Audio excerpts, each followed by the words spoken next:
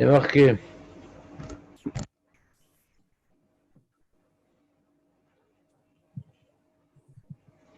Kol davar she'oseh ve'ochel. Non, enlève-nous le micro, José. Ça nous enlève les bruitages de Rambo. Dit Kol davar she'oseh ve'ochel. Ya'aseh ve'yochal. Kol davar she'eno oseh ve'ochel. Yimacher she'nemar. Ve'ashevot olo. Re'er teshivenu lo.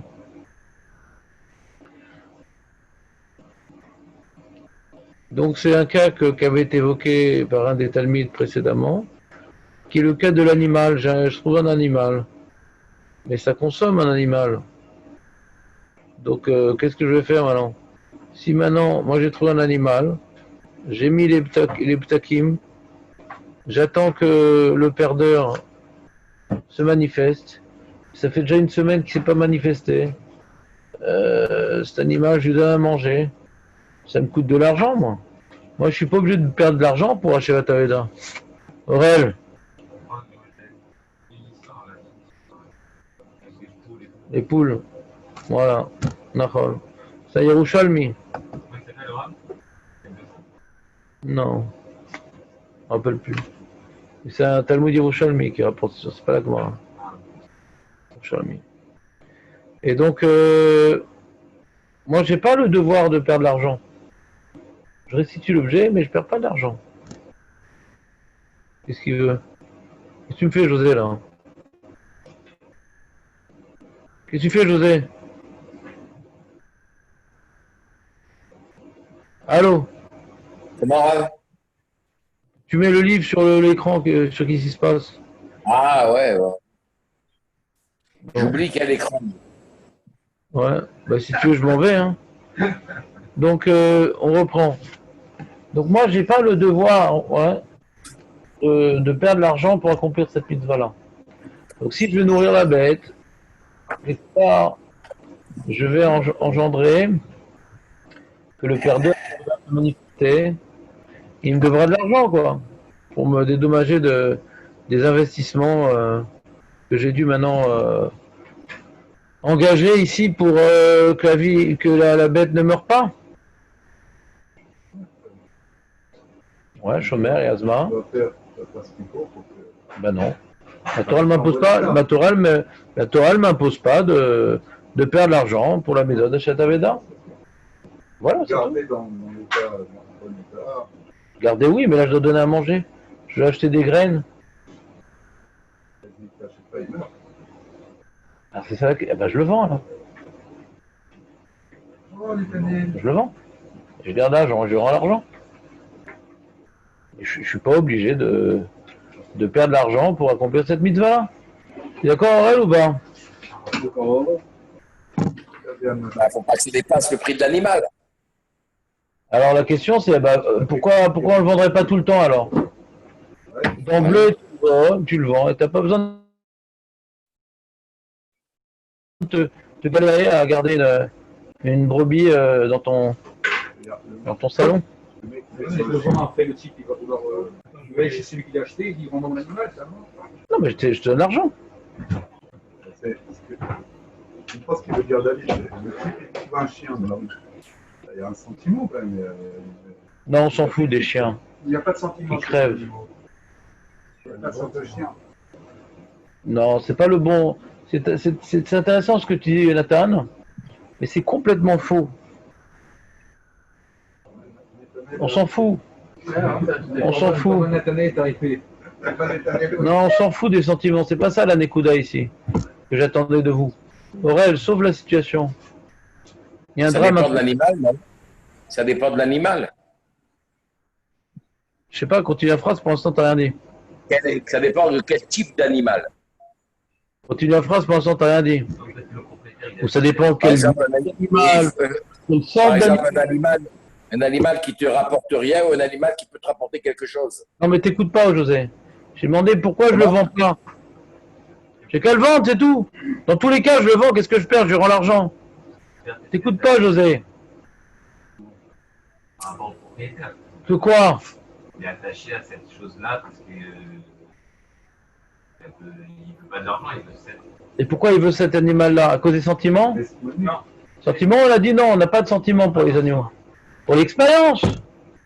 La vache, elle connaît où est-ce qu'elle doit rentrer. La vache, elle connaît où est-ce qu'elle doit labourer. La vache, elle connaît où elle doit manger. T'as pas besoin de lui donner des coups de bâton. Ouais. Il y a un investissement dans l'animal. On parle pas ici de sentiments, on parle de valeur. Pas une valeur sentimentale, une valeur, ouais, comment dirais-je, professionnelle. Un animal, il est habitué au travail.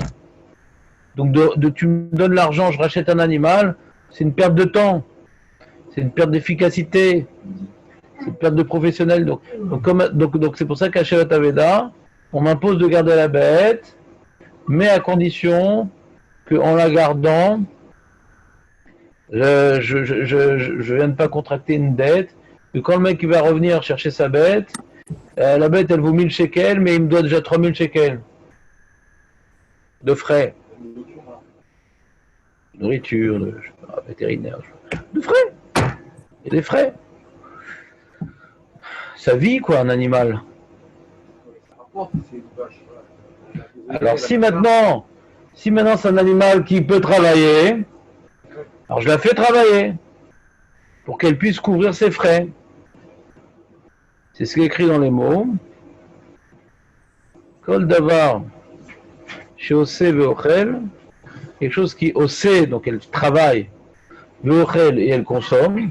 Az ya'aseh ve'ochal. Fais-la travailler et avec ce qu'elle te rapporte, donne-lui à manger. C'est ce que j'ai dit. Pourquoi je suis hors sujet? Je comprends pas. Complètement hors sujet. J'ai posé une question que tu n'as pas écouté la question. J'ai dit pourquoi je ne vends pas la bête dans tous les cas? Pourquoi je ne vends pas la bête dans tous les cas? Je ne prends pas la tête. Alors, on a parlé de l'animal, j'y suis habitué, il est habitué à moi. C'est pour ça que je ne vends pas la bête dans tous les cas. C'est ça la réponse. Toi, tu as dit ça dépend des animaux. C'est pas du tout la réponse. Ça rentre très bien dans les mots de la Mishnah, mais ça n'a rien à voir avec la question. La question, c'est pourquoi il y a des cas où je la vends ou des cas où je la vends pas. Je la vends dans tous les cas, et je garde l'argent, et je lui rends l'argent. C'est ça la question. Tu vois la distance entre ma question et ta réponse, José, ou pas? Tu m'as dit ça dépend de la bête, c'est pas la réponse. C'est comme si tu disais Shema Israël, Hashem Elokeinu, Hashem Echad. C'est vrai, mais c'est pas la réponse. La Mishnah me dit il y a deux types de bêtes. Il y a des bêtes que ce qu'elle me rapporte ne couvre pas les frais. Dans ce cas-là, je la vends. Il y a des bêtes que ce qu'elle me rapporte couvre les frais. Dans ce cas-là, je la vends pas. Et j'ai demandé, vends-la dans tous les cas. C'est la question. Pourquoi je me prends la tête à la faire travailler, lui donner à manger? Je la vends et je rends l'argent. C'est ça la question, José. Et à ça, tu n'as pas répondu. Et la réponse, c'est que l'agriculteur, il a besoin de sa vache qui est habituée à sa gamelle, qui est habituée à son labourage, qui est habituée à sa voix, qui est habituée. Il a besoin de sa vache. On s'en fout des liens affectifs qui crèvent. Une vache, c'est le lien professionnel. Mais c'est parce qu'on prend l'exemple d'une vache, mais si on prend l'exemple d'une poule, une poule qui pond des œufs, il n'est pas habitué à sa poule. Qui t'a dit? Et pourtant, elle rapporte parce qu'elle fait des œufs tous les jours. Qui t'a dit? C'est une vache qui est habituée. Qui t'a dit? Qui t'a dit que la poule, dans son poulailler, ouais, elle n'a pas sa place, elle n'a pas son truc, Ouais, elle vient et elle fait des œufs, et qu'une nouvelle poule, c'est compliqué, le coq, il a des sautes d'humeur. Je sais pas qui t'a dit. C'est un lien particulier qui se crée entre l'animal et le. Oui, et tu traduis ça au niveau professionnel, c'est tout. Bon, Samuel, où tu t'assois, tu t'en vas. Non, j'avais envie de respirer là. Bah, respire là-bas au fond. C'est pas ce qui m'embête. Bah, très bien, alors fais par Zoom. C'est pas gay le masque. C'est pas poli de passer devant des gens qu'on est en train de faire un show. Bon, ça c'est vrai, ça, franchement. Donc le lien affectif, on s'en fout. Si maintenant il y a une réalité professionnelle, que ce lien affectif aide à l'animal à travailler, très bien. Si c'est ça, oh là là, qu'est-ce que j'ai un cadre de mon chien sur la cheminée, bon, on s'en fout, on tue le chien de manière violente, que c'est, on aime ses enfants, on aime ses parents, on aime l'âme Israël, notre amour, on ne doit pas le déverser sur des animaux. Ça n'existe pas dans le judaïsme, ça. Ça n'existe pas, ça. On n'a pas le droit d'avoir un chien, ouais. Et si tu as une maison et que tu veux te protéger des voleurs, tu as un chien. Mais chez toi à la maison, tu n'as pas de chien. On s'en fout des liens affectifs. Ah, mais de nos jours, nanana. D'accord, on parle de la Mishnah, on parle des maladies modernes. Des maladies modernes, on a besoin d'animaux parce qu'on ne sait plus aimer les hommes. Mais c'est là.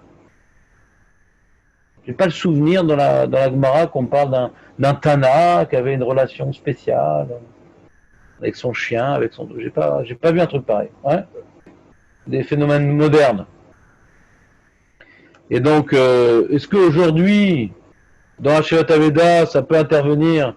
Ouais, on rend son chien parce qu'il a une relation affective. Choliot. Et tu peux m'expliquer comme ça la Mishnah. Choliot qu'aujourd'hui, ça peut avoir des nafkaminot, ouais. Que lui est très attaché à son chien, alors rends-lui son chien. Il y a une valeur affective. J'ai pas dit que ça n'existe pas, ce paramètre, dans la halacha. Puis dans la Mishnah, c'était pas le genre de problème qui existait, c'est tout ce que je veux dire. Des objets. Ouais, des objets qui permettaient de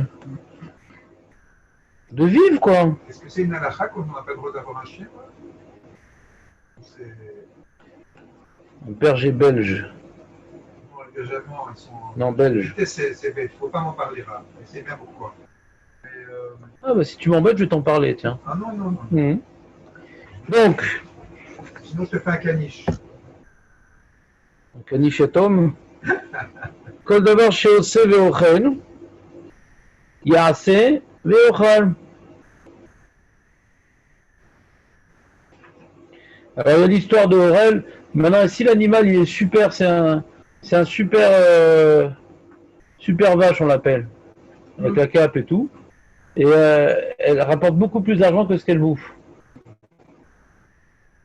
L'argent tu mets de côté et tu donneras la différence au propriétaire. Tu bosses pour lui, quoi, Bekitso. Sympa le mec, il dit oh, je suis fatigué et tout. Je vais perdre ma vache. J'ai vu un frère hier qui traîne là-bas. Pas mal, quoi. J'ai pas entendu ce que tu as dit. Ils font tout l'argent, ils lui versent pas le bénéfice. T'as compris ce qu'il dit? C'est le genre de remarque que je comprends pas. Il prend tout l'argent, il donne pas le délai. Je comprends pas ce que tu dis. Ça a l'air sûrement pertinent, mais j'ai pas compris tout simplement. En fait, il travaille pour lui. Il a pris la vache. Il a trouvé la vache. Il a trouvé la vache. Voilà. Il dépense de l'argent pour ça. Il gagne de l'argent avec cette vache. Donc ça, il est content, le gars. Qui est content? Celui qui a trouvé. Il gagne rien, celui qui a trouvé. Et il récupère pas l'argent de... Il vient couvrir les frais. Ce que je viens d'expliquer à l'instant, Netanel, c'est pour exclure tes propos incendiaires. De dire que quand maintenant il y a une différence, que la vache, elle rapporte plus que ce qu'elle consomme, tu mets l'argent de côté et tu le rendras au perdeur. Pas à toi, t'es chômeur, toi. T'es pas chouel, t'es pas socher, t'es chômeur, ouais. C'est le chômeur qui donne.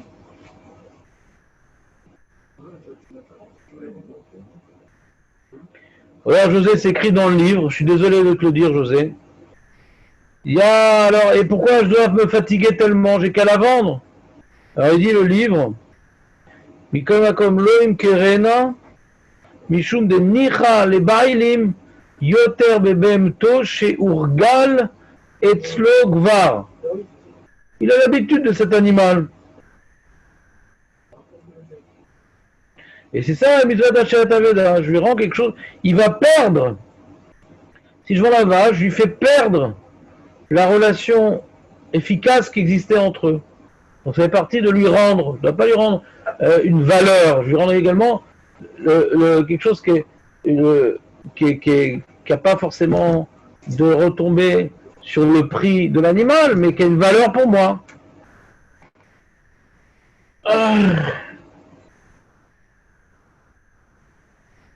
Mais la Gemara, elle dit, bon d'accord, au bout de 12 mois, je peux craquer quand même. Elle bosse, je lui donne à manger, elle bosse, à manger, au bout de 12 mois, j'ai avant. C'est bon, là, je me suis investi, le mec, on le trouve pas, il met du temps à venir, ouais, au bout de 12 mois, bye.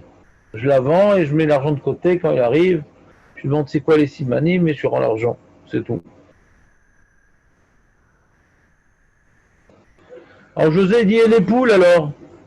Les poules, qui dit qu'il y a ce phénomène? Alors je sais pas, moi, je connais pas les poules. Est-ce que les poules, tu as trouvé des poules,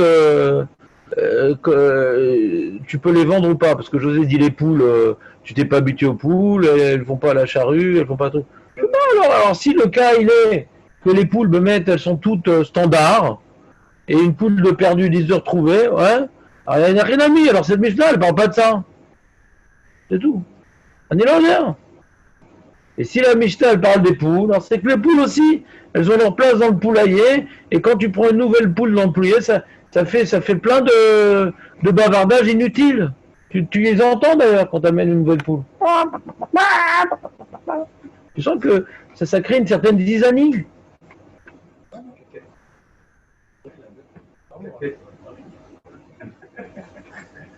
Et ne me demande pas de faire le coq parce que ça demande une certaine énergie. Ouais. Je peux te le faire facilement. Ouais, je sais que les animaux, t'es très fort. Il dit, Vedavar chez c'est quelque chose que ça ne fait pas suffisamment, ça ne produit pas suffisamment pour couvrir les frais. Ouais. Alors, l'Agma, elle dit, on parle des veaux, par exemple. Les veaux, ça vaut pas grand-chose, parce que c'est pas très musclé, quoi. Donc ça bouffe quand même, mais ça travaille pas trop. Alors tu le vends? Le shriter et remonter. Tu le vends? Non, mais est-ce que je peux le shriter? Tu le vends?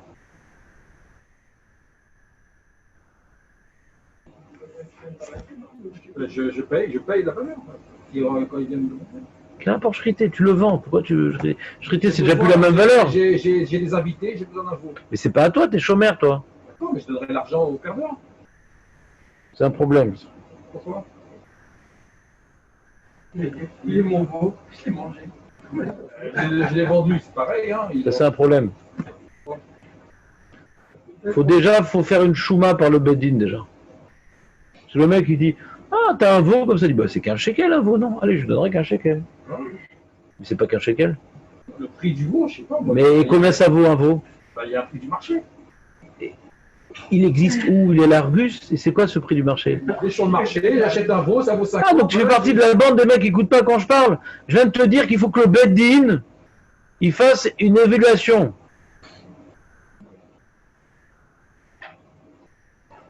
C'est ce que je suis en train de dire. Première étape. Il faut que le Beddin fasse une évaluation. Et c'est vendu à quelqu'un d'autre, pour pas qu'on dise, ah, il y a des dessous de table là. Mais Pena Rachad, Rachid il dit c'est pas moi qui rachète le veau. Il y a une évaluation, il est vendu à quelqu'un d'autre et moi je garde l'argent. Ça c'est Rachid. Le Rama il dit non, le bénéfice fait une évaluation et je peux l'acheter pour moi-même. Donc Marloket Rishonim.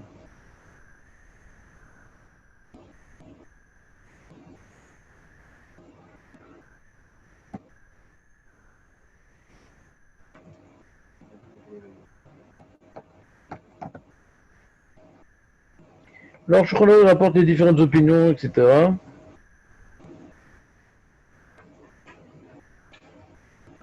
Voilà, c'est des problèmes techniques, comment se débarrasser de la bête. Est-ce qu'il y a un khashad, il y a un soupçon de débordement, d'abus de propriété du trouveur. Donc on dit non, le Bedin doit faire l'évaluation et tu le vends à quelqu'un d'autre, juste tu gardes l'argent. Ou non, il peut se l'acheter lui-même. Par le 4 Rishonim.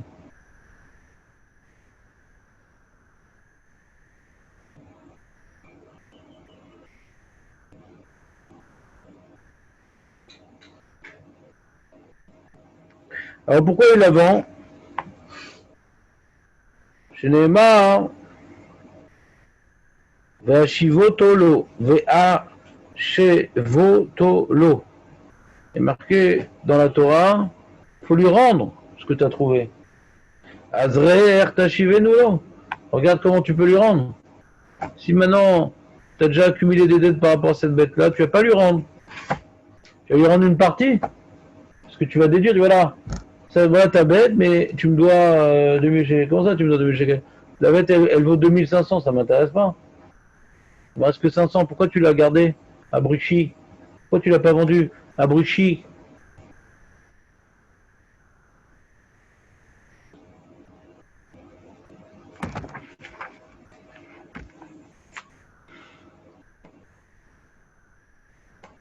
T'as compris ou pas, David?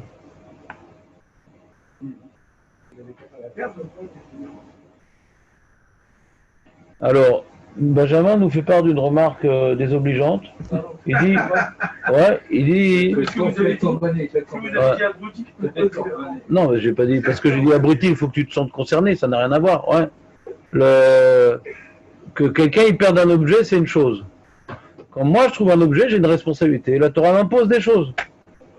Il dit, ah ben tant pis, hein, il a perdu. Ben non, c'est pas comme ça que ça marche. Quand je trouve un objet, la Torah m'impose de faire un certain nombre de choses pour éviter qu'il y ait une perte de l'objet, qu'il s'abîme, une inflation, une ci, une ça. Donc j'ai une responsabilité de lui rendre au maximum, ouais, du capital qui a été trouvé, c'est tout. Maintenant, il n'a qu'à pas la perdre. C'est quoi cet argument? Ouais. Alors mets un masque, mais voilà. Mais serre-le très très fort. Ouais. Avec des petites pointes en fer qui rentrent dans la gorge. Donc, c'est bon? L'Éternel, je ne te sens pas en forme aujourd'hui. Fatigué. Alors pourquoi t'es venu? Hier, tu étais aussi fatigué. D'accord, mais moi je suis obligé de venir. Oh, c'est propre. Il est courageux. En plus, on l'a corbanisé, il est venu en plus. Non, ça, c'est normal ça. Alors la Mishnah elle demande, puisqu'on a dit qu'on l'a vendue la bête, dans le cas où elle n'est pas rentable, alors la Mishnah elle ouvre un nouveau sujet, elle dit, alors et l'argent qu'est-ce qu'on en fait?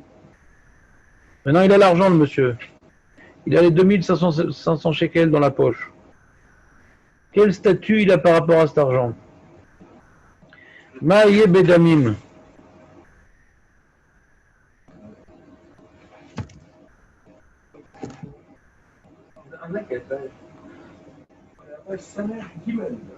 Ah, carrément, le mec, le dernier quart d'heure, il demande qu'est-ce qu'on est en train de faire. Ben, on est dans Mishnah Zayin. Maïe Bedamim, on est à la fin de Mishnah Zayin, les mecs. Rabbi Tarfon Omer, Ishtamesh Baem. Est-ce que je peux utiliser l'argent, investir avec?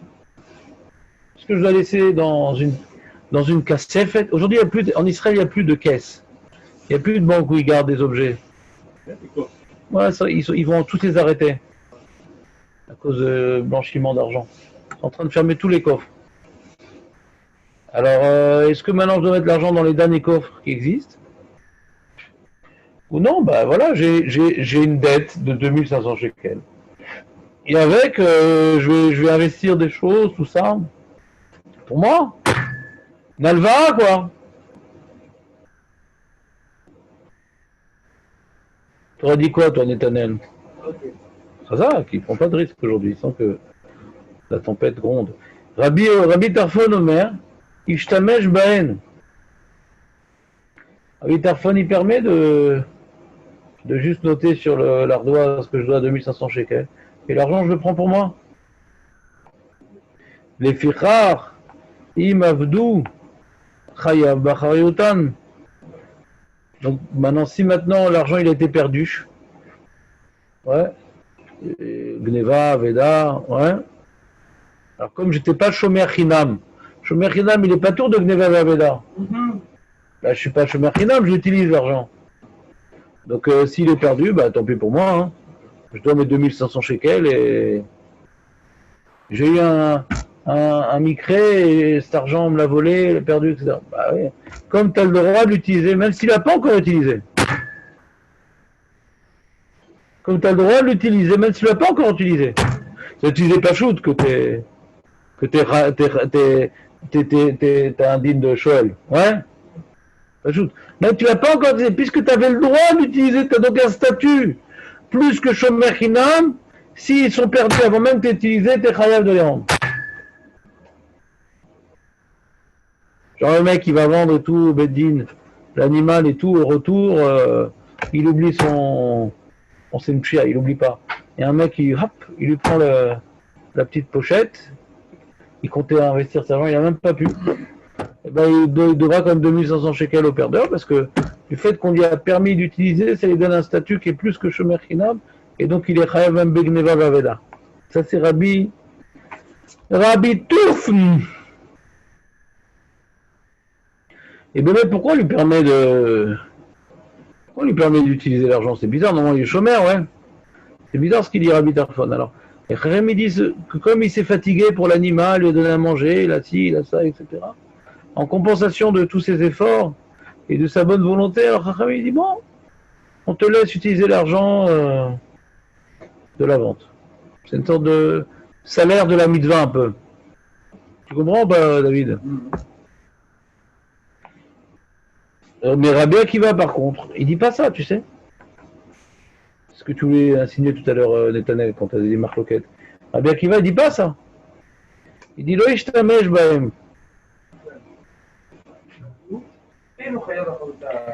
Et donc, puisqu'il est chômeur, il n'a pas le droit du tout de l'utiliser, tout patouche, tu mets dans le coffre. Les ficharim avdou, donc il est chômeur chinam. Le chômeur chinam, il est patour al gneva vaveda. C'est clair, Marco, ou pas? Marcus. Il préfère de chur sur mes Marco. Dis-moi. Donc, Rabbi Tarfon, il permet d'utiliser l'argent. Voilà. Mais... c'est pas la lacha, non? Si. C'est la lacha, Rabbi Tarfon. Voilà. La lacha, quand même, qui est Rabbi Tarfon.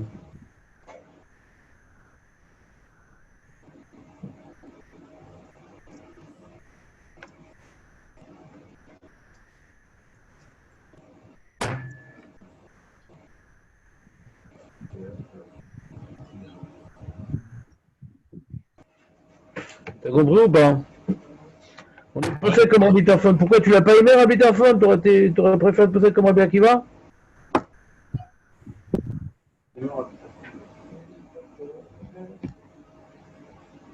Alors j'explique dans la note, au nom de la Gemara, la note pédalette, toute la marloquette ici entre Rabbi Tarfon et Rabbi Akiva, hein, c'est parce qu'on parle du cas où je me suis occupé de la bête et j'ai dû la vendre. Donc c'est pour ça qu'il y a une compensation. Mais si le mec il a trouvé des pièces, il a pas, d'après tout le monde, il n'a pas le droit d'utiliser. Ah. Il n'y a pas cette histoire de compensation, de récompense, de brave type. Du coup, il n'est pas tout. Parce qu'il est באמת, אסור לו להשתמש. הוא שומר חינם, אז הוא פטור בגניבה ואבדה. לכאורה.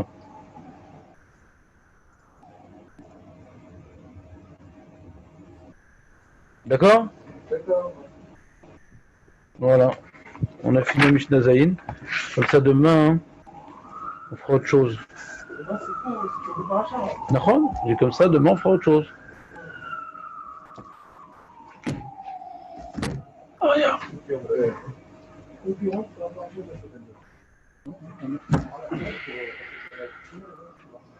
On n'a pas la prière.